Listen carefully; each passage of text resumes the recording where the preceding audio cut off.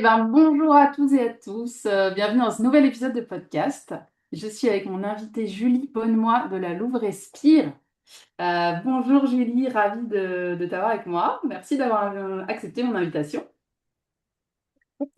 Euh, alors Julie, tu te définis comme une artiste, une éclaireuse, une facilitatrice d'espace de présence à soi, au sacré et au monde. Tu accompagnes les femmes en fait à se reconnecter à leur féminin sauvage. On va parler de ce que c'est, hein.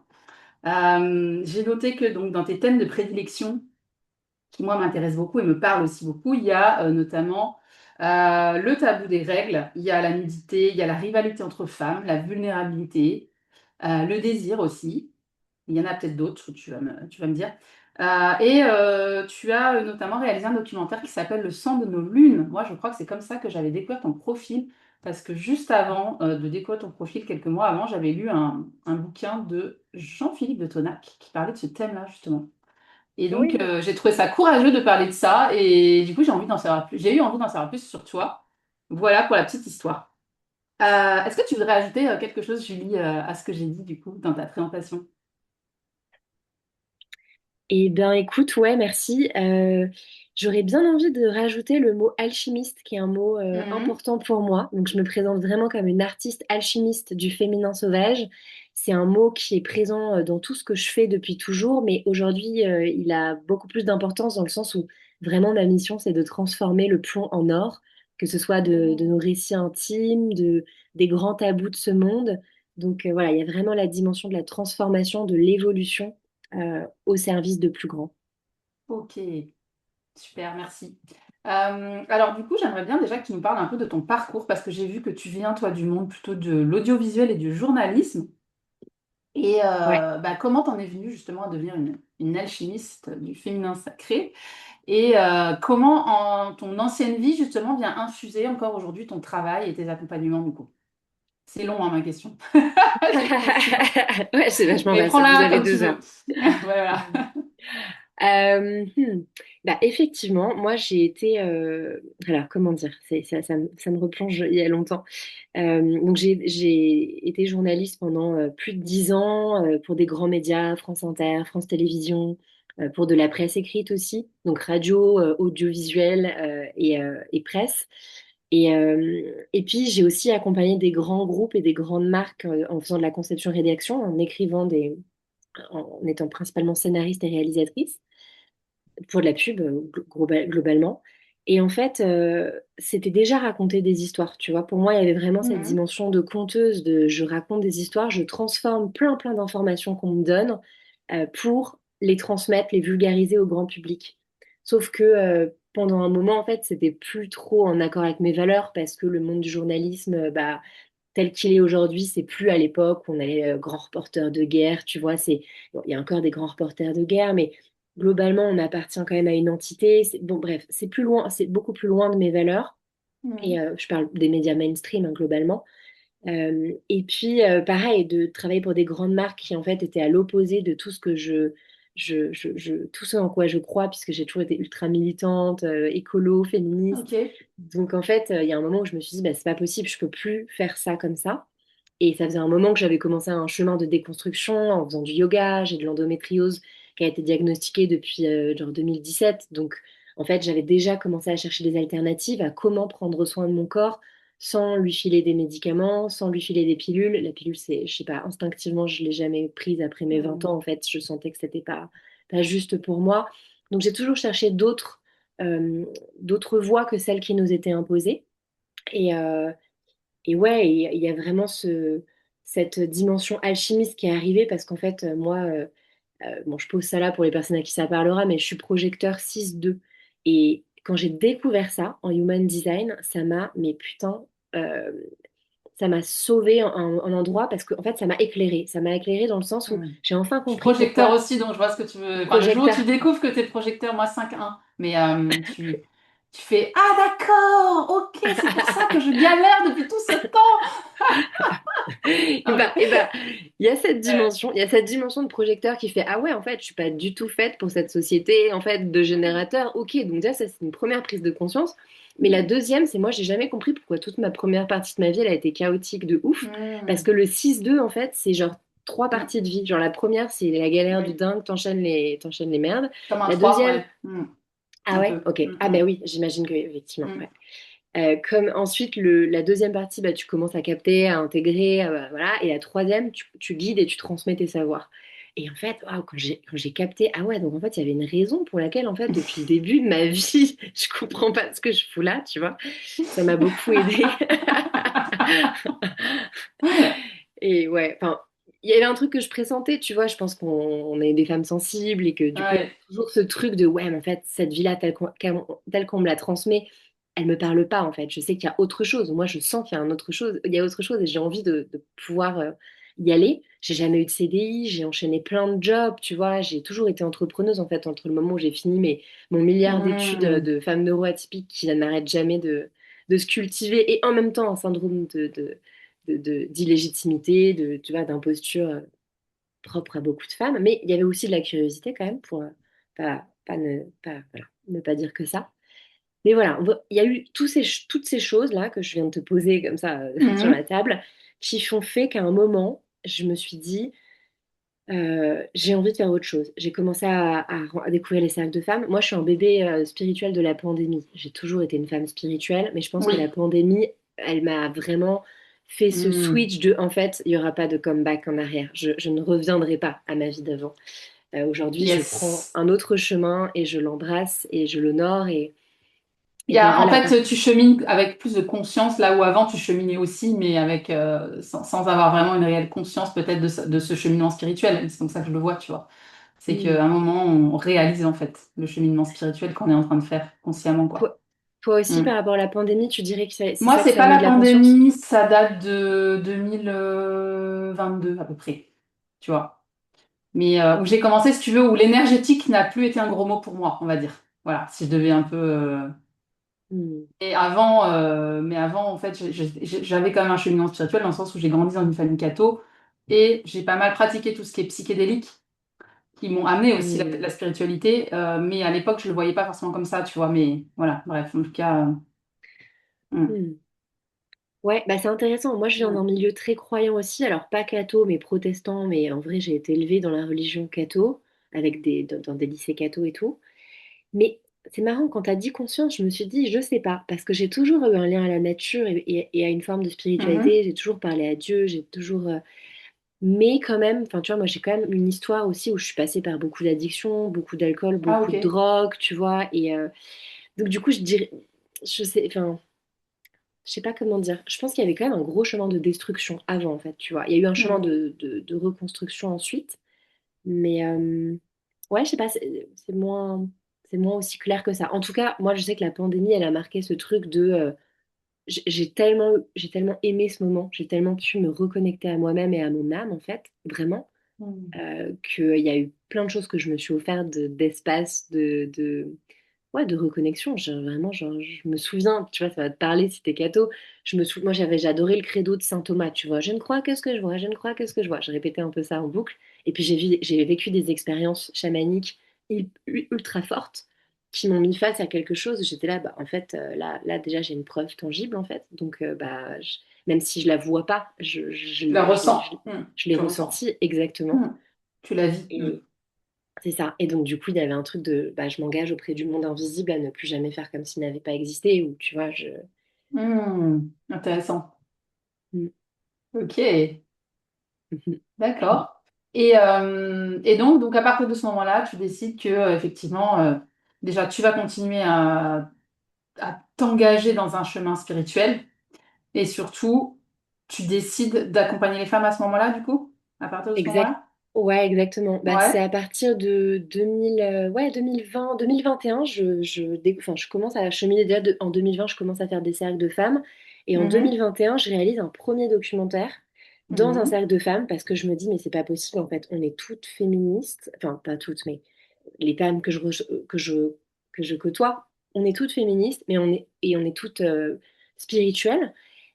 Mais il y a quand même des délires de comparaison, de jalousie et de rivalité, c'est pas possible en fait.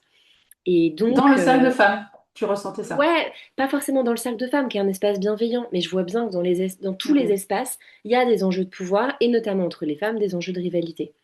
Et, euh, et donc j'organise un cercle de femmes que je veux filmer, qui s'appelle donc Les Voix du féminin, l'illusion de nos rivalités, pour que chaque femme puisse témoigner de quand est-ce qu'elle a pu ressentir ce genre de choses, tu vois, comparaison, jalousie vis-à-vis d'un homme, vis-à-vis d'une sœur, vis-à-vis d'une autre femme, pour en fait débunker ça. Parce que pour moi, voilà, t'as dit à un moment, t'as fait l'amalgame, t'as dit féminin sacré au lieu de féminin sauvage, mais j'adore, en vrai, pour moi, c'est ultra relié quelque part. Mm. Et du coup, bah oui, ce féminin sacré, pour qu'il puisse émerger, bah, c'est déjà de nous soutenir les unes les autres, en fait. Et, hum, et donc voilà, ce premier film, il a eu un impact. Et je me souviens que pendant le tournage, on parlait du sang des menstruations, en se disant tout, ouais, ça c'est quand même un gros tabou encore dans notre société. Et là, je me suis dit, putain, c'est vrai, on ne voit jamais de sang à l'image.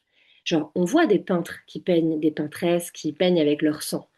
Mais l'image est statique, on voit pas le liquide qui coule en fait. Et on était encore à une époque, tu vois, bon, 2021, je crois pas qu'il y avait encore des pubs avec du sang rouge, tu vois, ça s'est joué il y a Oui, peu c'est le petit d'années, hein, tu liquide vois. bleu, et puis c'est genre, chut. C'est ça, exactement, C'est et ça c'est toi récent, qui parles comme ça. c'est ça, Est-ce c'est ça de ouf. Et puis, je sais pas si tu vois, mais et en plus, ce liquide rouge, c'est pas du sang, enfin, tu vois, c'est en plus c'est un colorant Oui, qu'ils nous mettent, c'est tu du vois, enfin, mercurochrome ou je sais pas ce que c'est, mais ouais, oui, bien sûr. c'est Hmm. ça. Enfin, voilà, du coup, c'est à partir de ce premier film, dans un cercle de femmes sur la thématique des rivalités, qu'il y a eu, ah ouais, mais attends, là, il y a ce tabou-là, moi j'ai envie de m'en emparer. Parce Hmm. que j'étais vraiment dans un moment où, en fait, pour moi, le journalisme, il commençait à tourner en rond. J'avais l'impression qu'on racontait tout le temps les mêmes histoires, tu vois, et que, en fait, Ouais. ça venait pas nourrir une transformation. Et j'étais là, mais en fait, moi, pour moi, raconter une histoire, et pour moi, n'importe quelle œuvre, elle doit transformer la personne qui Hmm. porte cette œuvre. Moi, je me suis fait transporter par les œuvres que j'ai réalisées, mais aussi le public en fait. S'il n'y a pas de transformation, il y a une phrase d'Alexandre Jodorowsky que j'adore, c'est, attends, je vais la trouver, tes yeux ne me voient que lorsqu'ils me transforment. Ah, Et il y a vraiment ce waouh. truc. Si toi et Hmm. moi, on se transforme pas à la fin de cette interview, bah, est-ce que c'est une rencontre, tu vois, qui en vaut la chandelle, Hmm. qui en vaut la chandelle, ouais, je sais Et pas. si nos auditeurs et nos auditrices ne se transforment pas? Hmm. Exactement. C'est Ouais, ça, c'est... exactement. Ouais. Ouais. Enfin, c'est pas. Je pense qu'on peut être transformé profondément par n'importe quelle rencontre selon Oui. l'intention qu'on y met aussi.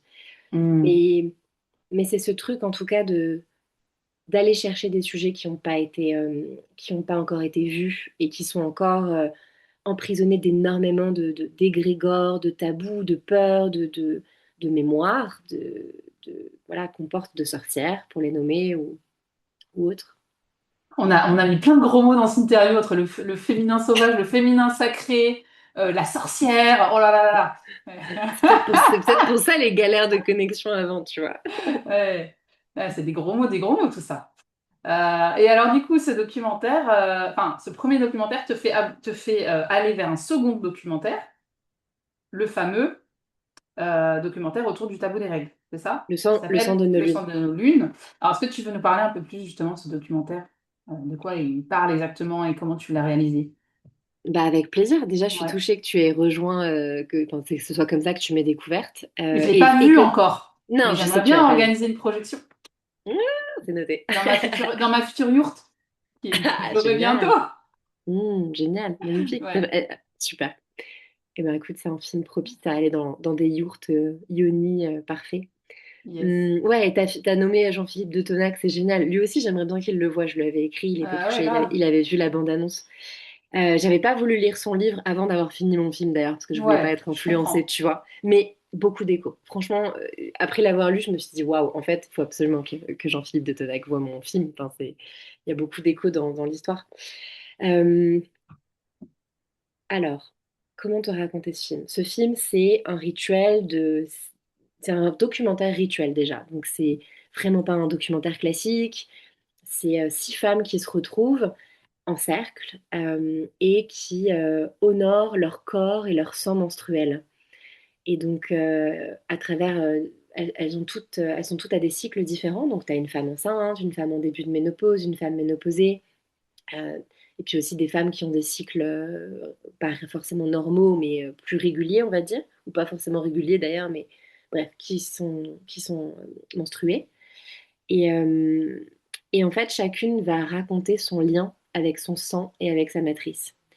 Et ça donne quelque chose d'extrêmement fort et puissant parce que bah, déjà, ça nous relie à toutes les phases de la vie, comme les phases de la lune, comme les saisons, comme les phases d'une vie, de la naissance à la mort.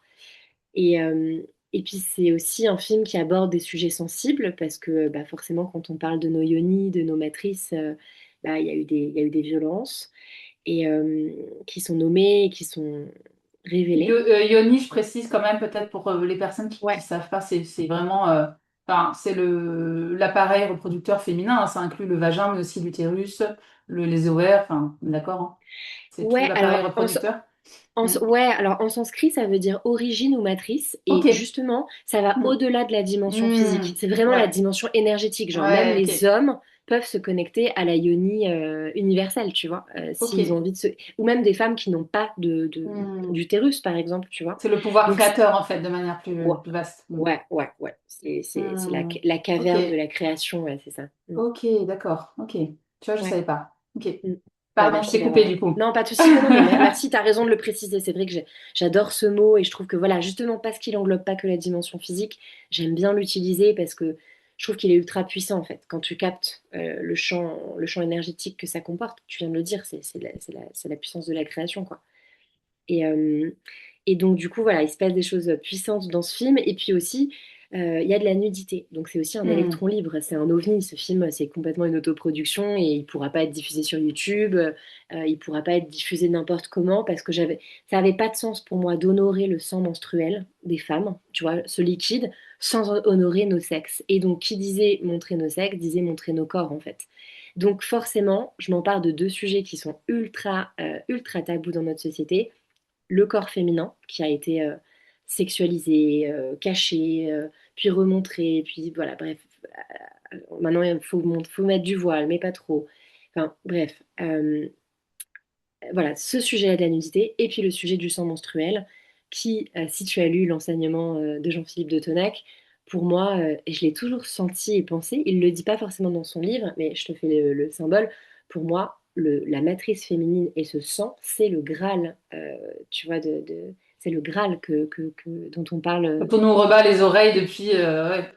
Voilà, Voilà, il est là, arrêtez de le chercher. on l'a On l'a trouvé. trouvé. Exactement. Putain. Oui. On va appeler les chevaliers de la table ronde et tout, et tout. On va les prévenir que c'est bon, on l'a On trouvé. va, on va arrêter la guerre, on va arrêter la guerre. Mais tu vois, eh ben voilà, c'est marrant, ça me fait penser à une citation d'une prophétie amérindienne que j'aime bien. Le jour où le sang des femmes retournera à la terre, le sang des hommes arrêtera de couler. Et Hmm. c'est ça, en fait, tu vois, c'est la quête du Graal, elle justifie des guerres de ouf parce que derrière, on met de l'immortalité, on met je sais pas quoi de faux, alors qu'en fait, bah, c'est peut-être juste de se reconnecter au fait que le ventre des femmes est un passage entre le monde visible et le monde invisible, en fait. Ouais. Hmm. Et justement, ça fait la transition, mais pour toi, il vient d'où ce tabou des règles, justement?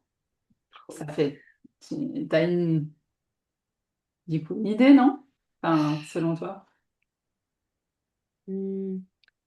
Pour moi, bah, c'est vraiment relié à ce dont on parlait là vite fait sur le corps et la matrice, en fait.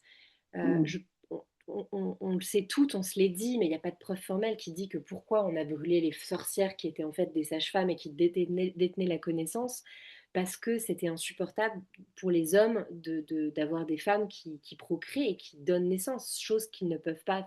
Ça viendrait d'un complexe masculin. Et je pense que cette théorie est juste.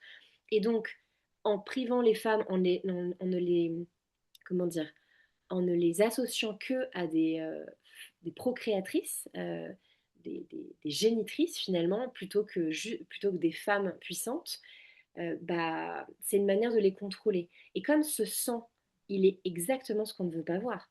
Quand il coule, une femme n'est pas enceinte. Donc en fait, une femme dont le sang ne coule pas Hmm. est une femme, putain, ça me fout des frissons en te le disant, est une femme qui ne remplit pas la mission pour laquelle les hommes enfin, à laquelle les hommes l'ont cantonnée, tu vois, quelque part. Donc on est quand même euh, ultra puissant dans le sens où on peut gérer nos cycles reproducteurs. On a une période où on peut être enceinte, on a une période où on ne peut pas l'être. Donc c'est une puissance sur la vie et la mort, quelque part. Et donc ce sang-là représente la mort d'un cycle qui n'a pas eu lieu Et donc, du coup, bah, forcément, c'est insupportable pour des hommes qui ne comprennent pas la puissance féminine ou qui, qui ne reconnaissent même pas la puissance féminine en eux. Parce que moi, j'aime bien, plutôt que de juste dire cette histoire de les hommes et les femmes, c'est on a du masculin en chacun de nous, Hmm, on a du féminin en chacun de nous. Donc, c'est bien pour moi sûr. des hommes Hmm. qui se sont coupés de leur énergie féminine aussi. Enfin, tu vois, ouais, ouais, ce serait ça mon interprétation là, comme ça, Hmm. Ouais, bah, d'une de cette dimension question. subtile de la vie, effectivement, que tout un chacun peut appréhender, qu'on soit un homme ou une femme, bien sûr. Je pense quand même que les femmes, du fait de cette capacité qu'on a à donner la vie, on est privilégiées dans cet accès au monde subtil, selon moi. Mm, Et on a un rôle à jouer auprès des hommes pour les emmener avec nous là-dedans. Mais bien sûr que c'est pas, on n'a pas l'apanage de ça, hein, bien sûr. Enfin, c'est comme ça que je vois les choses, en tout cas. mm, Euh, mais on a quand même un rôle de guide. Alors c'est peut-être mon côté projecteur qui me fait dire ça aussi, j'en sais rien, mais je pense quand même que tu vois, ça nous donne une responsabilité en fait, quand même. bien sûr, mais j'en Voilà. suis convaincue. Hum. Enfin, c'est marrant parce que là, en t'écoutant, je me disais aussi, tiens, il y a le sang, donc, et comment dire, cette, cette illustration. Attends, excuse-moi, je vais réussir à formuler ma phrase. C'est pas une illustration. Le sang est la preuve que les femmes ne sont pas faites que pour procréer, en fait. Donc ça, c'est insupportable pour les hommes, et Hum. donc c'est ça qui rend le sang tabou. Mais si je vais plus loin, c'est un peu la même chose avec le clitoris. Pourquoi il y a des Hum. ablations de clitoris? Parce que le sang, le clitoris, et ça va avec la dimension ultra puissante de la femme, des naissances orgasmiques ou de plein de choses qu'on commence à peine à concevoir, qu'en fait, waouh, j'ai des frissons de dingue. Naissance Euh, orgasmique? Ouais, bah, je vais t'expliquer un petit peu ce que. Hum. Enfin, si je peux te dire, le clitoris est c'est un organe, je ne sais pas si c'est un organe, mais en tout cas qui est bourré de terminaisons nerveuses. Et on parle de plus en plus de naissance orgasmique, et plutôt que d'enfanter dans la douleur, enfanter en jouissant. Et Hum. en se stimulant, on sait très bien que quand on a mal au crâne ou que l'énergie sexuelle, cette énergie puissante que les femmes possèdent, à laquelle elles peuvent se connecter facilement, et grâce à ce merveilleux clitoris aussi, encore un mot Merci. descendu. Encore un grand mot, un de plus. Voilà. Clic. Tu sais, À on la va tous liste. les cocher. On va Ding, tous ding, les... Il ding. va être censuré notre podcast. C'est ça. On va jouer Euh, au casino des gros mots. au bingo, ouais. Ouais. Au Alors c'est bon, bingo des celui-là, gros mots. on l'a fait. Voilà, il nous Qu'est-ce reste qui nous encore manque? une demi-heure pour caser le reste. C'est ça. Ouais, pardon, je t'ai recoupé Non, encore. non, t'inquiète, t'inquiète. Non, non, mais merci, merci le bingo. Ça, c'est clair, on pourra cocher tous les mots. C'est clair, moi, c'est ma life, en fait, de parler de tous ces mots tout le temps, mais je sais que toi aussi. Et du coup, bah, Oui, mais j'ose moins. C'est pour ça que j'invite des gens comme toi pour en parler parce que toute seule, j'oserais pas. Donc tu vois, du coup, j'invite des gens comme Joy Richer ou tu vois, pour avoir le mauvais rôle, tu vois. attends, bah, tiens, t'as dit Joël Richer, je me suis dit, tiens, on n'a pas dit Godemiché, par exemple. Ça, on n'a pas dit non plus. Voilà, mais voilà, c'est bon, c'est fait. Allez, Il y a eu le micro-pénis juste avant qu'on démarre l'interview. Voilà, ça c'est fait aussi. Bon, il faudra le mettre en euh, photo. Il faudrait que tu me ouais, fasses une c'est photo à quoi? côté, stop. Mais ouais, enfin, voilà, en tout cas, je me disais, c'est couper les femmes de leur puissance euh, et de leur. T'as dit le rôle projectrice et qu'on est des guides, mais j'y crois profondément. Les femmes sont des Oui, initiatrices. les Moi, je femmes me de manière reconnecte. générale. C'est ça. Moi, je me reconnecte vachement à l'énergie de Marie-Madeleine et Mais c'était un grave. truc que je comprenais Marie-Madeleine, pas si tu nous trop. entends. Ah, Ah ouais, pareil, ouais. pareil, de Mais ouf. c'était un truc que je comprenais pas trop. Mais en fait, ce sont des femmes initiatrices qui maîtrisent cette énergie sexuelle. Et cette énergie sexuelle, et je dirais même sensuelle, elle n'est pas que en lien avec la sexualité. C'est une énergie voilà, qui guérit. C'est faire monter l'énergie de la Kundalini pour les personnes qui comprennent la Ça Kundalini. y est, un C'est de la même plus chose. Voilà. coché. Et ça, les hommes ne le comprennent pas encore trop bien, heureusement. Donc celui-là, il est pas galvaudé, je crois. Hmm. Non, je déconne. Mais je suis désolée quand je dis les hommes, ça peut être stigmatisant, mais globalement, on pourrait dire plutôt la société patriarcale. Mais bref, Ouais. les algorithmes Hmm. joueurs. Mais voilà, en tout cas, les femmes détiennent une puissance infinie qui peut être au service de la procréation d'enfants ou qui peut être au service de l'émergence d'accès à la vision. Et si je reviens au sang des règles, dans beaucoup de, de tribus, dans beaucoup de sociétés, de civilisations, et c'est ce que dit Jean-Philippe de Tenach, quand les femmes avaient leur lune, avaient leurs règles, à certains moments, elles pouvaient se réunir entre elles et elles devenaient les oracles du village. Et on allait leur demander quelles avaient été leurs visions. Je ne sais pas si tu l'as déjà senti, comment bien sûr qu'on est beaucoup plus sensible, alors on dit de nous qu'on est plus hystérique, mais en réalité, le voile entre les mondes est beaucoup plus fin à ce moment-là. C'est pour ça que les femmes n'ont pas besoin de se Mm. purifier dans beaucoup de traditions chamaniques et autres, ou d'aller de toucher d'aller dans le temple ou des choses comme ça, parce qu'elles sont déjà en contact avec le monde invisible à ce moment-là. Et donc, avec la vision de ce qui est bon pour le monde et ce qui est juste. Et Mm. si on se connecte tout ensemble à ça et qu'on renouvelle ce pouvoir, mais bien sûr qu'une nouvelle société peut émerger. Et je ne parle pas forcément d'une société matriarcale où les Mm. pouvoirs sont inversés, mais en tout cas une société où le féminin sacré, la source créatrice, est contenu par un masculin prospère, aligné, vertical, qui soutient, qui protège. Et donc cette source de vie peut émerger au service du vivant, quoi. Enfin, pardon. Bah non, mais je te rejoins dans le sens où je pense vraiment, Je t'en moi, tu prie. vois, dans mon activité, mon objectif, c'est vraiment de permettre à de plus en plus de femmes de toucher justement effectivement à cette puissance qu'elles ont en elles, parce que je suis convaincue que une femme qui a accès au pouvoir, elle n'utilise pas le pouvoir pour détruire, pour accaparer, pour posséder, pour dominer, en fait. Et c'est pour ça que, enfin, et je trouve super dommage qu'en fait, on nous a un peu montré certaines femmes puissantes, entre guillemets, mais qui sont des caricatures d'hommes, en fait. Mais moi, je parle pas du tout de cette puissance-là, et je sais que toi non plus. Voilà. Mais, euh, mais Non, j'ai mais c'est ce qu'on l'impression cherche à nous que. faire croire, Mm, c'est ça. mm, C'est ce qu'on cherche à nous faire mm, croire, c'est que le mm. féminisme voudrait. Alors après, il y a des féministes un peu Voilà, violents c'est le et danger. radicaux. Mm, C'est ça, il faut le reconnaître aussi, comme il y a des masculinistes en puissance et qu'on est en mm, train de nous faire un énorme, un énorme, comment dire, on est en train de nous dresser les uns contre les autres. Et pour moi, ouais. c'est une stratégie aussi de diversion pour nous empêcher encore de nous connecter. Moi, il y a un film que j'adore, c'est Matrix. Depuis toujours, je crois que c'est le film qui m'a le plus touché Mm, dans l'audiovisuel. Et le dernier, sans faire de spoil, il a mis en scène quelque chose auquel j'ai toujours fondamentalement cru. Et c'est pas un délire essentialiste, c'est juste le corps d'une femme et d'un homme s'emboîte. Le corps masculin donne l'amour au niveau du sexe, la femme donne au niveau du cœur, et la femme reçoit. Et il y a vraiment ce truc, ça fait un cercle énergétique en fait. Et pourquoi je dis ça? Parce que tu vois, dans le dernier Matrix, on voit bien qu'en fait, et c'est intéressant, pour moi c'est vraiment un film visionnaire et même prémonitoire peut-être, puisque c'est un pays, enfin une société qui est gouvernée par le monde des machines, et c'est la puissance de l'amour d'un homme et d'une femme. Et ça peut très bien marcher avec deux femmes qui jouent dans des pôles différents ou deux hommes. Mais en tout cas, un homme et une femme qui se connectent dans une deux sexualité polarités, en tout consciente. cas féminine et masculine. Ouais. Ouais, Mm, après, je pense que mm, techniquement, ça marche bien quand même l'histoire de mm, pénis-utérus pour en rajouter deux autres.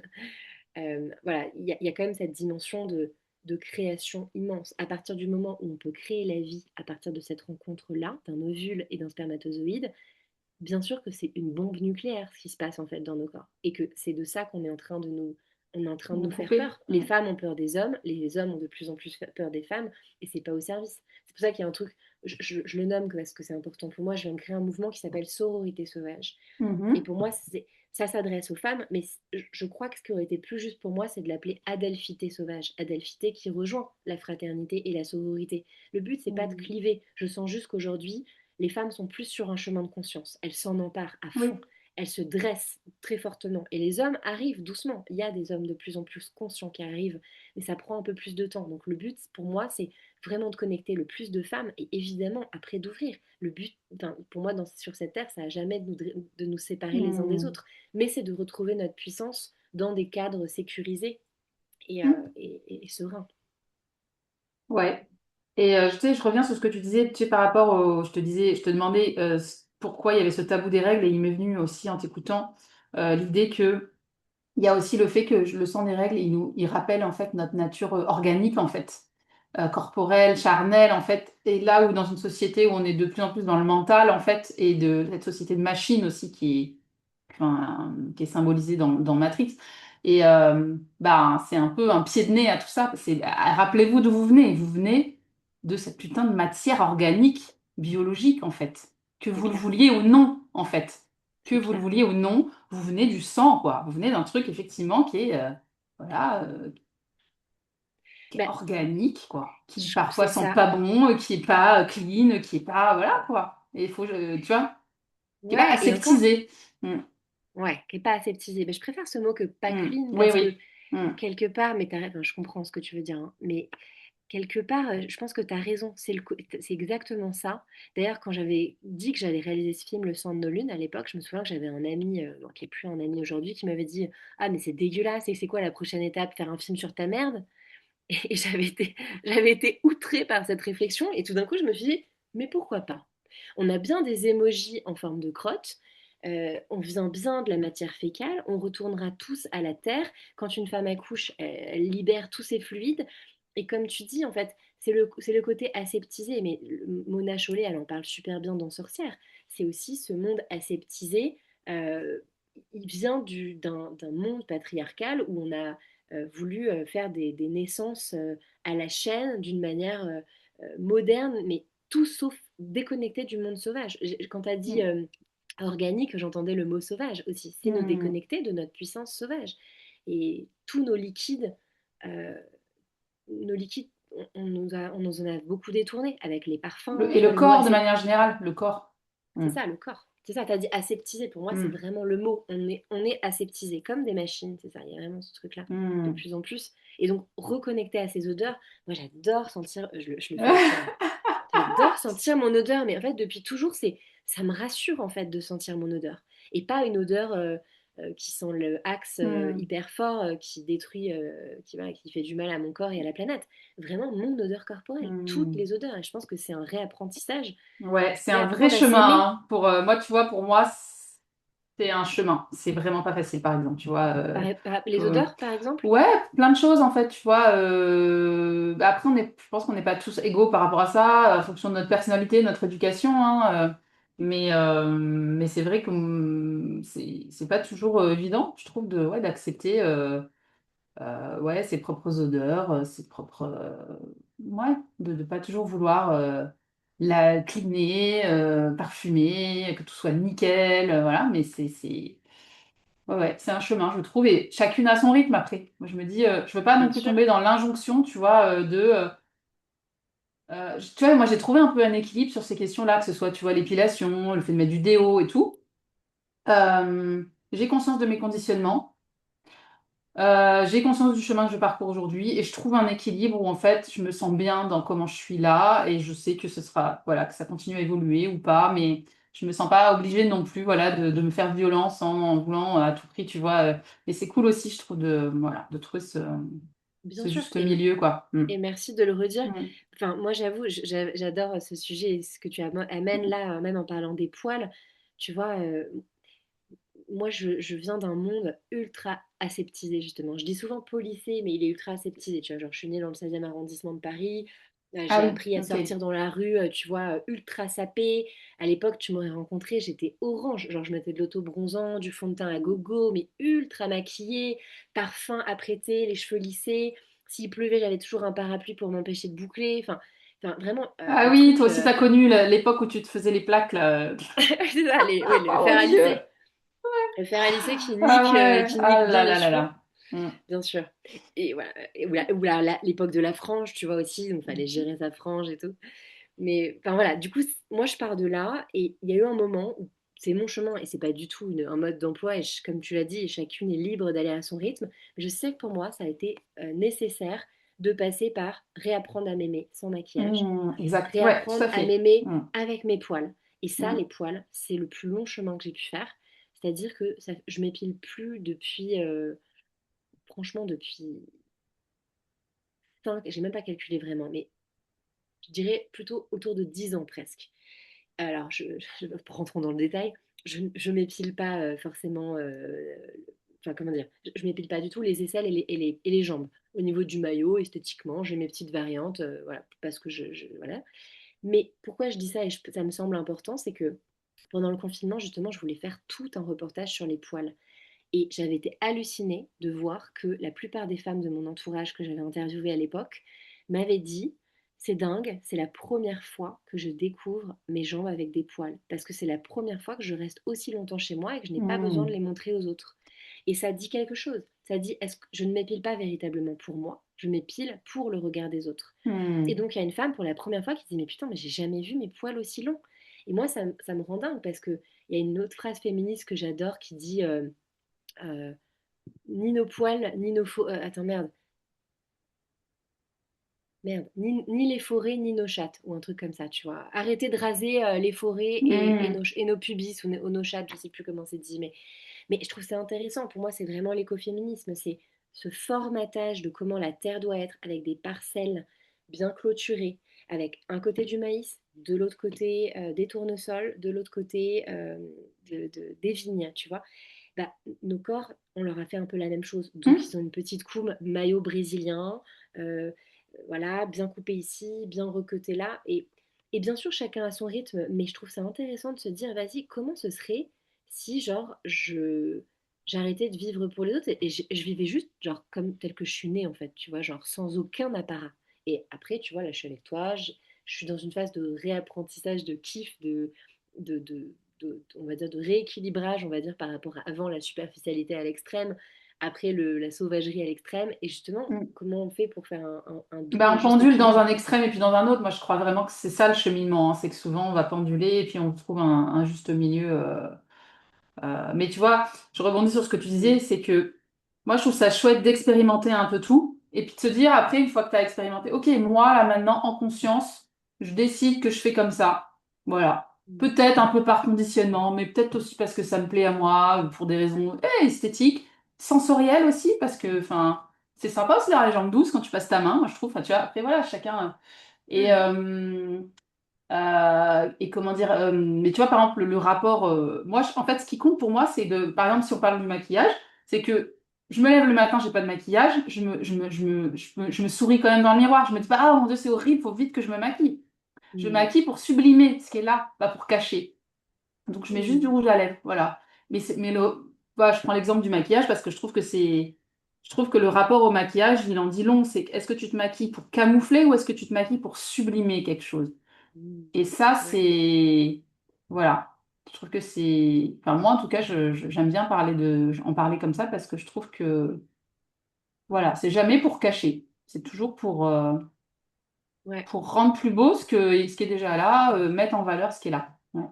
j'entends. Mais et en même Mm. temps, je suis que d'accord avec toi et je suis pas du tout en train de faire l'apologie du non-maquillage et de la pilosité partout ou quoi. Peut-être que je me réépillerai un jour, j'en sais rien, je sais pas, il n'y a pas de règle. En tout cas, aujourd'hui, moi, ça me convient et ça me va. Et j'adore ce contraste de mettre du rouge à lèvres et d'avoir des poils sous les bras et que ce soit complètement OK. Et surtout, ce qui est le plus important pour moi, c'est que pendant des années, et ça a été difficile, de gérer le regard des autres dans le métro, dans les transports, quand j'avais des poils Mm. aux pattes. Tu vois, je dis des poils aux pattes, rien que cette expression, en fait, elle est déjà en train comment dire, de dégrader mes jambes. Mais on va dire, quand j'avais des poils sur mes magnifiques jambes, plutôt. Et ben maintenant, aujourd'hui, je ne fais même plus gaffe. J'ai zappé que j'avais des poils. Je sais même Mm. plus, tu vois. Et ça, c'est un sentiment de liberté, mais que Ouais. j'ai pas envie de lâcher en fait. Tu vois, je me pose même plus la question. Et Mm. c'est ça que j'invite à explorer, tu vois. Mais Ouais. après, ce que je trouve intéressant, et là en t'écoutant pour le sublimer, ça me faisait penser à quelque chose que j'ai capté il y a pas longtemps. Les animaux. On dit toujours, ouais, les mâles sont les plus beaux dans la nature, tu vois. C'est souvent les paons qui ont une roue merveilleuse, le lion qui a une collerette énorme, les canards qui sont verdoyants, alors que les femelles, bah, elles sont beaucoup plus ternes en apparence. Et je me suis posé la question, tiens, pourquoi? C'est vrai Et en fait, ça. ouais, Mm. et en fait, je me suis Excellente dit, question. excellente question, Jean-Pierre. Non, mais c'est vrai, j'ai envie de savoir la réponse du coup. Eh ben, ce qui m'apparaît comme intuition, et c'est pour ça que j'aime bien le mot sublimer, parce que tu as, que tu dit, c'est pour moi, notre puissance et notre beauté vient de notre essence profonde et vient de l'intérieur. Et donc, euh, Mm. comme les femmes, je pense, ont été beaucoup déconnectées de leur puissance et de leur pouvoir, et ben pour attirer le regard du mal, parce qu'on nous a fait croire en plus qu'on était des petites choses qui devaient appartenir à un mari, à un père. Donc pour être protégée, fallait être belle, fallait être plus belle que les autres pour être la première choisie par le mec qui avait le plus de thunes, en gros, pour pas finir putain sur le trottoir. Je résume, mais c'était la réalité de beaucoup de femmes pendant des générations. Ben, il a fallu être sur les, Dans la se surenchère, consacrer hein. à l'extérieur sur la Mm. surenchère. Donc l'apparence et tout, les hommes, ils n'ont rien à faire. Ils ont fait une chemise, une cravate, même pas une cravate, une chemise, un pantalon, c'est réglé. Nous, on passe des heures, on le sait très bien, dans cette dans cette gestion de notre apparence. Eh bien, à mon sens, si on se reconsacre, si on se reconnecte, et c'est un juste équilibre, je dis pas encore une fois qu'il faut Hmm. être pas dégueu, pas se laver, pas se brosser ou quoi, mais Mais moi, je précise que je suis quand même balance ascendant vierge, donc c'est pas facile pour moi sur ces de sujets-là. lâcher la beauté. Bah oui, parce que c'est dans ma nature de vouloir être belle et de vouloir être clean, machin et tout, tu vois. Donc franchement, ça Bah, moi, dépend de ton signe astro, moi, je pense. moi, j'ai une lune en vierge en vrai, hein, donc en vrai, Ah je oui, te... ouais. Mais t'es quoi sinon? Bah, sinon, je suis Gémeaux ascendant Scorpion. Je sais pas si... T'as Ah oui, raison, j'ai jamais réfléchi par hmm. rapport à l'apparence, ce que ça peut faire. Mais en tout cas, je crois que si les femelles n'ont rien d'autre à faire que se laisser convoiter par le mâle, c'est peut-être un message pour nous, chères belles déesses Hmm. qui nous écoutez, d'en fait se reconnecter à cette attente. Et toi, en tant que projecteur, tu me captes. Nous, on est juste Yeah, en je train, te voilà, capte, ouais. tu me Hmm. captes. On se capte On est entre juste là, projecteurs. on est juste là en train de se connecter à notre essence, la laisser se Hmm. diffuser et que Yes. les personnes viennent à nous, en fait, mâle ou Et c'est femelle. vrai, ça marche en plus. Mais oui, En vérité, moi, je fais vraiment l'expérience que on n'est jamais aussi attirante en tant que femme, mais que ce soit pour les hommes ou pour les clientes, par exemple, si tu es coach ou enfin que tu accompagnes et tout, que quand tu es connecté à ta vibration, tu prends soin de ta vibration et il n'y a pas besoin d'en faire des caisses, en fait. Complètement d'accord avec toi, hein. c'est Alors, ça. C'est ça. C'est pour ça que quand je parle de cette sorte d'épilation, de machin et tout, c'est plus retrouver son authenticité au-delà de tous ces masques-là, en fait. Tu vois? totalement. C'est faire Mm, l'expérience de ça, parce que quand tu te reconnectes à ce truc-là à l'intérieur, en fait, tu peux être sapé avec un rien. mm, T'as une aura et un magnétisme de dingue, en fait. Et mm, comme tu dis, ça vaut pour les hommes et pour les femmes, et pas que les projecteurs d'ailleurs. C'est à la disposition de chacun, ce carburant de sensualité mm. envoûtante, Yes. délicieuse. Ouais. Yes. Et du coup, on n'a pas abordé aussi le. Alors, ouais, il y a deux sujets donc, je voudrais aborder quand même à la fin de l'interview. C'est la notion de nudité aussi, parce qu'on n'a pas encore trop parlé de ça. Mm, C'est qui est aussi un tabou que toi, tu as abordé, comme tu disais dans ton docu. Il vient d'où, selon toi, ce tabou-là de la nudité? mm. Eh ben, tu vois, on en parlait toutes les deux un petit peu avant l'interview et tu me disais que toi, tu Hmm. étais plutôt à l'aise dans ton corps, Ben, dans ta j'ai nudité. découvert que je l'étais, mais tu vois, que par rapport à la moyenne des gens, oui. Tu vois, c'est drôle, hein? Comme Ouais, bah quoi. Mais j'ai moi longtemps cru que je aussi. l'étais pas, hein, enfin, tu vois. Et j'ai fait des stages de tantra et je me suis rendu compte qu'en fait, ça allait, tu vois. C'était pas ce qui m'a le plus chamboulé, quoi. Mm. Comme quoi. Bah, Mais j'adore parce on qu'effectivement, abordera le tantra après. C'est le deuxième sujet que je bah, veux pas oublier d'aborder avec toi. Mais... bah, et en Et alors, même temps, vas-y. Mais comme tu l'as ouais. nommé, Ouais. ouais, en même temps, comme Allez, tu l'as nommé, bingo! Encore un. tantra, Ouais. tantra. Non, je rigole. Ouais, C'est quoi bah, pour toi le tantra, justement? justement, Pardon. Ouais. pour le relier à la nudité, Ouais. pour moi, le tantra, c'est clairement pas le plus difficile de se foutre à poil. C'est pas ça. Hmm. Justement, c'est ça que je trouve merveilleux dans le tantra. C'est qu'en fait, bah, j'ai réalisé un podcast aussi qui s'appelle Tantra, désir et sexualité sacrée.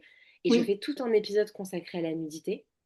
Parce que pour moi, euh, c'est pas tant d'aller. C'est pas un club d'échangisme le tantra. C'est vraiment une Et philosophie, non. un courant religieux. Oui. Dommage. Ouais, ouais, vraiment, c'est Mais c'est important de comme le de dire que redire. le yoga, c'est du stretching, quoi, en fait. C'est comme si tu disais que le yoga, c'est du stretching. Enfin, tu vois, c'est Ouais, le sauf même qu'en plus, amalgame. ouais, C'est tout ça que à je veux fait, mais dire. sauf qu'en plus, il y a un côté encore plus galvaudé dans le sens où en plus, ça va dans une forme de perversion, tu vois. Et Exactement. Hmm. c'est embêtant. Donc non, les personnes qui n'écoutent, le tantra, ça n'est pas du tout ce genre d'espace. Mais c'est quand même un espace où on va se reconnecter à notre essence. Justement, on en parlait juste avant de se sublimer, de se reconnecter à cet intérieur-là, sans au-delà des masques. Et ben, tout est un masque. Tu vois, là, je vois, tu as mis des petites boucles d'oreilles. Moi, j'ai mis des petites boucles d'oreilles cerises. Bah, ça me donne une forme. Déjà, ça peut me donner une confiance en moi et ça me fait jouer un personnage. Et Hmm. n'importe quoi, même des lunettes de vue, même un petit coup de rouge à lèvres, tout ça sont des formes d'apparat. Et c'est génial, la vie est un grand jeu, donc jouons.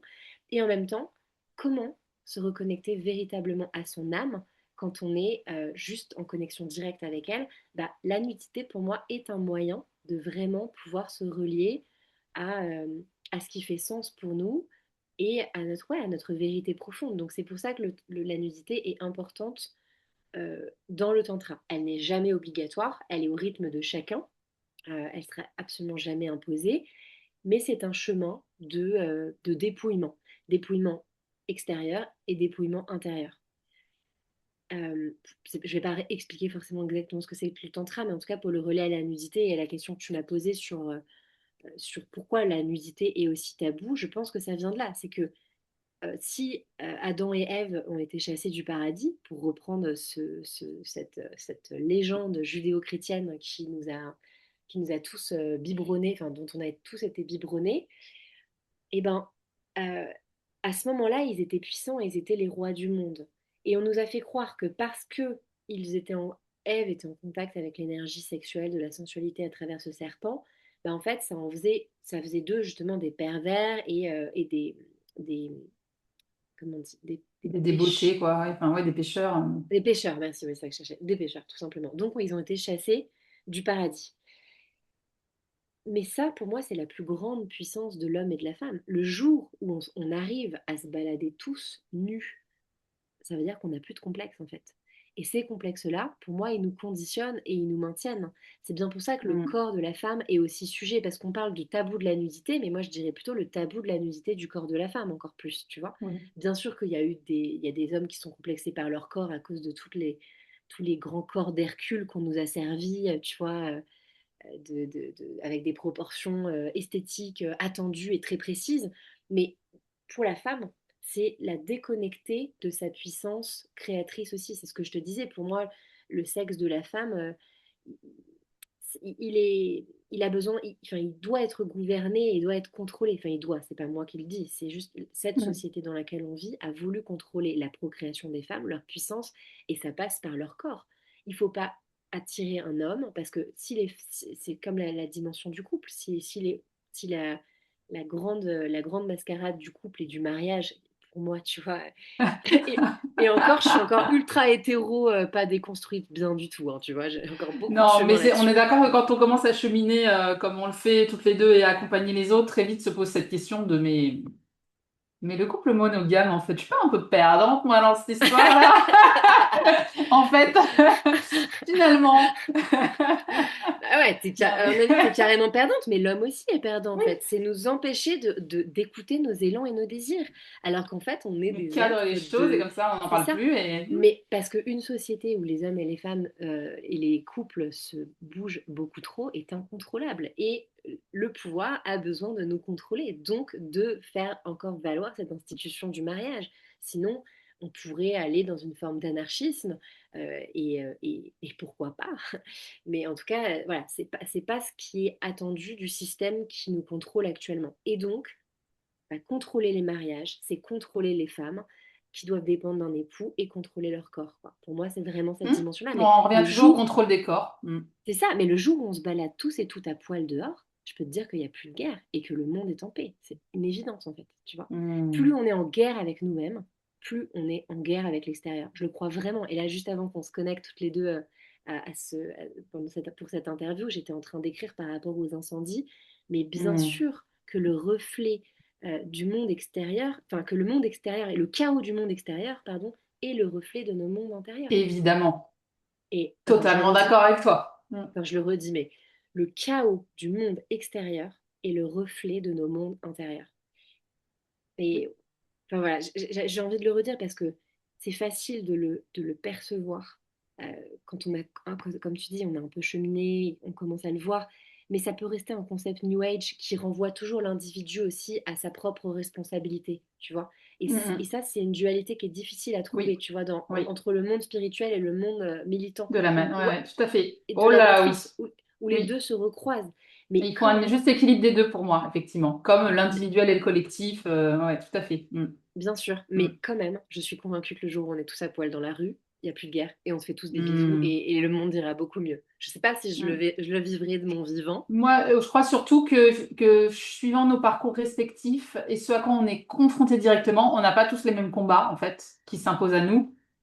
Et qu'il faut conserver au maximum son énergie pour faire ce qu'on peut faire là où on est auprès des personnes qu'on côtoie, etc. Enfin, moi, c'est comme ça que je vois les choses. Et parce que j'en parlais avec Clémentine, justement, tu vois, dans le podcast précédent. En tant que mère, on a vite fait d'être beaucoup dans la culpabilité écologique et compagnie. Et en fait, bah, au bout d'un moment, tu perds ton énergie et c'est pas forcément une bonne chose non plus, quoi. Donc en fait, moi j'ai eu hein, ces phases-là d'éco-anxiété extrême. Voilà, mais Pareil. je suis plus trop là-dedans parce que j'ai réalisé que m'inquiéter, bah oui, pour les feux de forêt par exemple, mais qu'est-ce que j'y fais concrètement moi là tout de suite? Rien en fait. Donc c'est sûr que si je me laisse impacter par ça, par contre, j'ai plus aucune énergie pour, je sais pas, m'occuper de mes enfants, pour m'occuper de mes clientes, pour faire ce que j'ai à faire et qui est concret, l'impact concret que j'ai, je le vois en fait. Donc voilà, je prends soin effectivement de mon énergie. Ça veut pas dire que je suis indifférente, mais c'est vrai que voilà, enfin, en tout cas, je pense que tu partages mon point de vue là-dessus. Bien sûr. Mais on a vite fait, hein, quand on est assez sensible, à se laisser emporter là-dedans, hein, clairement. Mais moi aussi, Mm, ça a été mon chemin. mm. J'ai été végane Ouais, pendant un moment, ouais. zéro déchet. J'ai plus rien acheté pendant Mm, plusieurs années, de neuf, quoi. mm, Et ça a été à m'en rendre malade parce qu'en fait, je contrôlais tout ce que je faisais tout le temps. Et mm. aujourd'hui, bah, je me suis un peu lâché la grappe. Évidemment, il y a des trucs Tu bouffes pas que 3 steaks par que jour j'ai pour autant. lâchés. Non, Mais voilà. bon, presque. Non, je déconne. Ah. La meuf qui passe d'un extrême à l'autre en permanence, tu sais. Non, mais bien sûr, je pense que comme tu dis, ça revient à ce qu'on disait au début. Il faut tester des choses, mais pas ne Mm, pas s'en rendre malade. Après, euh, ouais, je pense quand même que ce cheminement collectif, enfin individuel, il est toujours au service. C'est de l'intime au collectif, quoi. Comment on fait pour mm, rassembler nos intimes? Moi, c'est vraiment ce que je propose dans ma vie. Et dans mm, Sororité Sauvage, justement. Et j'en reparle maintenant, là, parce que pour moi, c'est vraiment en lien avec ce que je partageais au sujet des incendies et de l'engagement. Comment on s'engage? mm, Il y a vraiment cette dimension de transformer nos récits intimes pour transformer le récit collectif. Et ça mm, passe par les narrations et les histoires qu'on se raconte à soi-même et ça passe aussi par les engagements concrets dans la matière. Et ça passe par les mots qu'on choisit mm. d'employer. Tu vois, tout à l'heure, Ouais. j'ai dit du poil aux pattes. Ben non, en fait, je me reprends. C'est pas juste. Mm, C'est plus une histoire que j'ai envie de raconter. Ce sont plus des mots que je veux employer. Et j'ai pas envie de soutenir un égrégore de peur autour des incendies. Par contre, j'ai envie d'en parler et j'ai envie d'agir comme je peux. Donner de l'argent à des associations, faire des prières voilà, aller sur place si c'est possible pour certains ou certaines. mm. Enfin, il y a des moyens. Ou peut-être juste soutenir ta famille et penser à plus long terme sur comment transformer le monde de demain. Enfin, il y a plein de Ouais. lignes de temps qui jouent, quoi. Moi, je pense qu'à partir du moment où voilà, tu es sensible au monde qui t'entoure, bah, tu vas être impacté par ce qui a besoin de t'impacter. Et moi, je dis toujours, ben, je sais qu'à une époque, pareil, j'avais une copine qui parlait de ce qui se passait à Gaza, etc. Et je lui disais, mais écoute, si tu veux aller là-bas faire de l'humanitaire, vas-y. Si tu sens que ça t'appelle, ou si tu veux envoyer de l'argent, vas-y. En fait, c'est juste ça. Si tu sens l'appel, ah, fais-le. C'est tout. Et si tu sens pas Mm. l'appel, ne culpabilise pas pour autant, quoi. Voilà, c'est tout. Et tu vois, par rapport à ce que tu disais, c'est intéressant sur, tu sais, sur la consommation et sur le véganisme. Euh, ouais, moi, j'ai pendulé aussi un petit peu là-dedans à un moment. Hein. Ça n'a pas été évident, même pour mon entourage, je pense. Parce que moi, j'étais en couple à l'époque avec des enfants et tout. Et j'ai eu une phase un peu extrême quand même, bon, qui n'a pas été très longue, mais et ben, au final, aujourd'hui, je pense que je suis végane à 80% du temps et végétarienne à 99% du temps, tu vois. Mais je me mets pas d'interdit et je mange ce qui me fait plaisir, ce qui parle à mon corps, mais au moins, j'ai plus le conditionnement. Je sais que si je mange de la viande, c'est parce que je le choisis vraiment. C'est pas un conditionnement à faire qui m'a été transmis par mon éducation ou autre. Et, euh, et je dirais que la consommation, ouais, c'est parce que je me ressens pas. Par exemple, tu vois, moi, je blâme pas les gens qui prennent l'avion, dans le sens où moi, si je le prends pas, c'est avant tout parce que je ressens pas l'envie, en fait, c'est tout. Tu vois, je ressens pas l'envie de voyager là, aujourd'hui. Donc voilà, je jette pas la pierre à ceux qui ressentent un appel à faire des voyages qui peuvent avoir un sens pour eux, en fait, tu vois. Voilà. Et je Mm. me rends compte que quand ça part de soi, tous ces engagements-là, bah, on est beaucoup moins en train de juger les autres, du coup. Voilà. J'ai plus envie, plus besoin de convaincre, plus besoin de. Voilà. Ouais. Comme Puis ça je que je le pense que vis. ouais, tout à fait. Je pense que ça me parle ce que tu dis. Je pense qu'à un moment, justement, j'étais dans ce truc de convaincre et beaucoup Hmm. plus de jugement. Alors, je pense que ça peut encore me traverser, hein, quand des personnes prennent des vols à 50 balles pour faire un itinéraire facile à faire en train. J'avoue que moi, ça peut encore me chagriner. Mais d'un autre côté, je vois aussi l'endroit, ou même pour les voyages à l'étranger, tu vois, genre, j'étais vraiment hyper contre ça pendant un moment. Hmm. Enfin, contre, ouais, en fait, Pareil. ça me Hmm. rendait ouf. Mais aujourd'hui, je comprends aussi que l'humanité a un chemin et qu'on est obligé de passer par cette phase. Et Mm. je crois même que les incendies, on est dans l'année du cheval de feu. Tu vois, ça parlera à qui ça parlera, ce que je dis, mais il y a vraiment cette idée en fait, il y a aussi des gens qui parlent de l'apocalypse, qui est vraiment un moment de purification et qui est une traversée de l'humanité à un moment. Il n'y a pas de grande transformation s'il n'y a pas des morts, en fait. Toute la vie, Mm. pour revenir là, c'est des cycles mort-renaissance. Et on n'en est pas épargné, en fait. Donc, c'est sûr que c'est pas enfin, tu vois, je crois qu'hier, il y a eu le plus grand nombre de vols d'avions qu'il y avait jamais eu dans le monde, tu vois. Et en parallèle, il y a ces incendies. Et quand tu vois Ouais, ces deux ce réalités-là paradoxe, ouais. Mm. coexister, Mm. tu te dis, mais c'est pas possible. On est Ouais. complètement frappadingue. Mais on voit bien aussi que l'humanité est sur une lancée et que le choix intérieur, enfin le choix à faire, il est d'abord intérieur. Mm. Qu'est-ce que moi j'ai envie de cultiver quand même? Ouais. Évidemment qu'il y a des grandes entreprises et tout, mais on est totalement impuissant par rapport à la machine qui est lancée actuellement. Tous et toutes, même ChatGPT et tout, on Mm. est dans le transhumanisme là. Mm. C'est plus un monde Ouais, c'est plus une fictif. dystopie, on y est dedans là. C'est Ouais. plus une dystopie, on est Mm. en plein dedans, c'est ça exactement. Et donc Ouais, c'est mais toi, comme tu dis, tout un chacun a la possibilité de faire un choix pour lui-même à chaque instant, de dire qu'est-ce que bah, j'achète comme monde quelque part et qu'est-ce que je cautionne en fait à travers mes c'est choix. ça.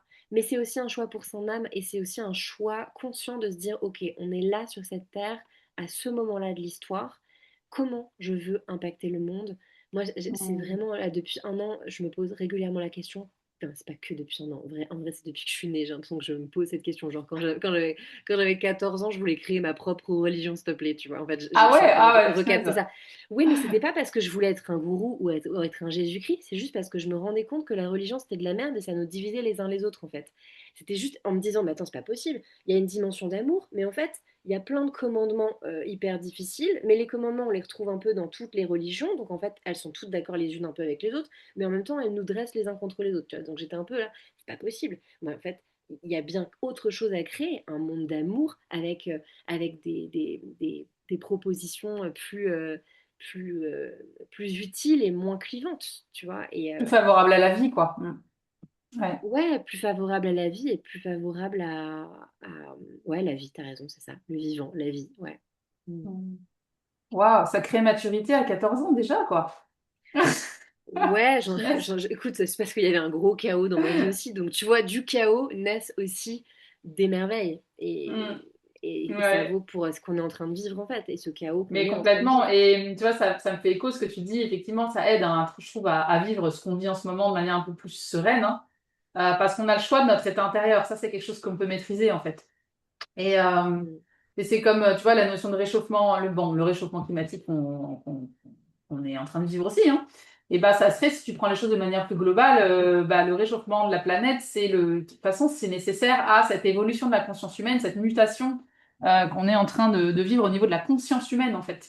Exactement. Donc voilà, ça permet de prendre un petit peu de recul sur les choses et ça ne veut pas dire pour autant, voilà, qu'il faut, enfin, de mon point de vue à moi, qu'il faut consommer à tort et à travers et puis effectivement faire les choses sans conscience. C'est une histoire de conscience pour moi. Chaque fois que je consomme, je mets de la conscience et je me demande bah, quel est le sens de cet acte de consommation que je fais. Voilà. Et qu'est-ce que ça vient servir. Voilà. Bien sûr. Et Mm. puis, enfin, voilà. Et après, il y a cultiver son lien à son corps et à sa terre. Ouais. Et Mm. voilà. On sait pas encore ce qu'il adviendra de notre, ouais, de notre monde. Je me demande même, tu vois, si on va pas vivre pas un Big Bang, mais un crash, en tout cas informatique à un moment. Et qu'est-ce qu'on fait le jour où toutes ces technologies s'arrêtent, tu vois? Enfin, Ah bah ouais, carrément. Mais bon. Ça va peut-être prendre plus de temps que ce qu'on. Moi, j'étais beaucoup dans la collapso au moment et tout. Puis finalement, j'ai l'impression qu'au niveau des échelles de temps, c'est là que ça se joue. Est-ce que ça va être 10 ans, 20 ans, 30 ans, 40 ans, 50 ans, tout 100 à ans, fait. on ne sait pas trop quoi. C'est là où Mais se en joue tout cas, le. pour revenir sur quelque chose Ouais, de un peu plus joyeux ouais, ouais. En plus, tu dois bientôt. Tu me dis quand tu veux qu'on je dois arrête, hein, bientôt y parce aller. que. Ouais. Ouais. Ça marche. Mais c'est juste justement pour faire le lien. Tu m'as dit, toi, que tu as eu beaucoup d'éco-anxiété. moi, c'est grâce à mon éco-anxiété que j'ai entamé un chemin spirituel, en fait. C'est parce que je Hmm. me suis reconnectée à le travail qui relie de Joanna Yes, Macy John et que Macy, ouais. Hmm. voilà, une éco-psychologue qui est brillante et parce que j'ai Ouais, pu faire un stage avec ça où vraiment on mettait nos émotions justement négatives. Voilà, tu parlais de ta pote sur Gaza qui était là à râler, enfin pas bien, en colère quoi. Bien sûr que le monde et ce genre d'injustice génère des colères. Bah, comment tu viens transformer ça en puissance créatrice en fait ouais, et ouais, en or pour le monde en ouais. prenant le temps d'honorer ses émotions. En gros, pour résumer le travail de Joanna Hmm. Macy, j'exagère, mais C'est c'est un... Ouais, ouais, ouais, exactement. bien plus profond, mais globalement, enfin moi, et du coup, tout en incluant la dimension spirituelle. Et, et du coup, moi, je te dis, c'est mon Qui est amour pour nécessaire le pour vivant. tenir. Hmm. C'est ça. Moi, c'est mon amour pour le Hmm. vivant qui m'a reconnecté à mon âme, en fait. Hmm. Et Ouais, elle restera ouais. toujours. Intéressant. Bah, moi, je dirais que, tu vois, ma crise d'éco-anxiété, elle a été relativement courte parce que j'avais déjà un cheminement spirituel en background et des outils pour justement arriver à vivre ça. Mais moi, ce que ça m'a permis, tu vois, l'éco-anxiété, c'est que ça m'a permis de me détacher de mon besoin de contrôle, de sécurité et de projection dans l'avenir excessif. C'est ce qui m'a permis de me dire, bah, je vais me lancer dans l'entrepreneuriat parce qu'on ne sait pas de quoi demain est fait. Alors, vibrons maintenant. Et si je gagne pas grand-chose, bah, c'est pas bien grave au final. Parce que vouloir à tout prix mettre de l'argent de côté, tu sais, moi, je bossais dans un grand groupe et tout, j'étais en mode Mm. écureuil. Et d'un coup, tu fais, mais ça n'a pas de sens Ouais. tout ça. Enfin, tu vois, ça a été un déclencheur pour moi de plein de choses. Donc, je lui dis merci. J'ai fait un épisode de podcast où je disais merci, mon éco-anxiété, tu m'as libérée Mm. parce qu'elle m'a libérée ben, justement de mon excessif besoin de sécurité, comme je dis, tu vois. Ça veut pas dire pour Mm. autant qu'aujourd'hui je vis comme ça à one again et tout, mais tu vois, ça m'a permis d'avancer, d'être moins, voilà, de vouloir moins contrôler l'avenir et à faire des projections à 20 ans, 30 ans, des investissements, des machins, des trucs, où au final, pour moi, ça, voilà, ça m'a libérée. Donc, s'il y a du positif là-dedans. Est-ce que tu Mm. veux ajouter quelque chose pour un peu clôturer notre échange? Je sais pas, un message Euh, que tu aurais envie ou une question que je t'ai pas posée, que tu aurais envie t'aurais eu envie que je te pose. mm.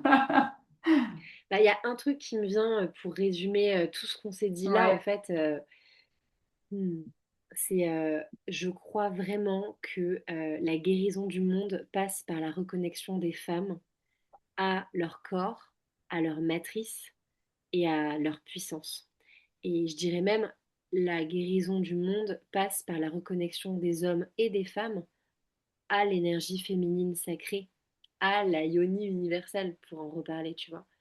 Et, et voilà, c'est ça que j'ai envie de partager aussi. C'est pour ça que j'amène les femmes à se reconnecter à leur féminin sauvage. Hmm. Hum, Parce qu'il y a dans ces ventres, dans ces matrices, il y a des mémoires qui demandent à être transmutées et on est détentrice d'une infinie puissance à l'intérieur de ces Hmm. espaces-là. Ouais. Et, et pour moi, c'est par là que passe la naissance, mais aussi le salut de l'humanité quelque part. Hmm. Mais tellement d'accord avec toi. Merci de l'avoir dit aussi bien. J'aurais pas dit mieux, hein, franchement. Et un truc qui m'est venu quand t'as dit ça, que moi j'ai vraiment la conviction aussi qu'aujourd'hui, nous, femmes en France en 2026, on a une responsabilité qui est que on peut aujourd'hui quelque part transmuter des blessures et des mémoires que des femmes avant nous n'avaient pas la possibilité. En fait, il n'y a plus Carrément, rien, nous, aujourd'hui, réellement qui nous empêche d'être libres. carrément. Mais Et on porte les grâce, mémoires des femmes d'avant nous qui n'avaient pas cette possibilité-là. Et en fait, ouais. c'est ça que je ressens, c'est que quand je parle d'émancipation, moi, je parle d'émancipation intérieure. Parce que oui, moi, en tant que femme française en 2026, je peux pas dire qu'en fait, je sois entravée hein, par des lois ou par qui que ce soit. Mais en fait, je me suis longtemps entravée toute seule, comme une grande, tu vois. C'est Mm, ça que j'essaye de faire comprendre, moi, aux femmes que j'accompagne. Mais mm, après, chacun ses combats, hein, j'ai envie de dire. Mais c'est qu'il n'y a rien aujourd'hui qui t'entrave réellement. Il n'y a que toi, au fond. T'es ton propre bourreau, quoi. Et t'as le mm, devoir, quand t'es une femme française en 2026, de voir ça quand même. Et de te dire, mais il y a des femmes qui avant moi n'ont pas eu cette possibilité. Et je porte leur mémoire et elles sont derrière moi à dire, allez, vas-y, là, tu peux le faire. mm. Tu vois? Merci Claire. Ah mais Mm. carrément. Merci de les nommer. Merci de redire à quel point on est là aujourd'hui parce qu'elles sont toutes derrière et parce que elles n'ont pas vécu à des époques où elles pouvaient le faire. Enfin, Mm. bien sûr qu'il y a encore des féminicides et des choses difficiles pour les femmes Oui. quand même, mais on a une liberté Mm. euh, qui est juste là devant nous et Oui. dont on a la responsabilité de se saisir. Mm, mm. On est au bout d'une lignée, enfin voilà, toi comme moi, tu vois, on a cette possibilité. Et effectivement, c'est pas le cas de toutes les femmes encore. Au niveau c'est une histoire d'espace-temps en fait, hein. Et Tout à fait. voilà, mais nous, on est dans un espace-temps, je dirais, où on a cette possibilité. Alors saisissons-la. Mm. C'est un peu le message, notre message de la fin. Qu'est-ce que t'en Carrément. penses? J'adore. C'est le message de la fin. Merci Claire, Mais c'est merci puissant. à toi, Mm. Julie. C'était un super échange. J'ai beaucoup apprécié. Merci Moi beaucoup. Je vais aussi. mettre les infos te concernant dans la description de cet épisode pour les femmes qui aimeraient en savoir plus sur ton travail. Oui, Et pour Sororité Sauvage qui commence le 4 ouais, août. yes. Moi, ça m'intéresse, tu vois. Je me suis posé la Avec plaisir. question, mais je vais aller regarder de plus près. Et Eh ben, j'invite toutes celles bienvenue. qui ont résonné avec notre échange à faire pareil. Et Mm. à très très vite, Julie. Merci Merci beaucoup pour infiniment ton Claire, c'était temps. un bonheur aussi. À bientôt. À Bye très bye. bientôt. Merci.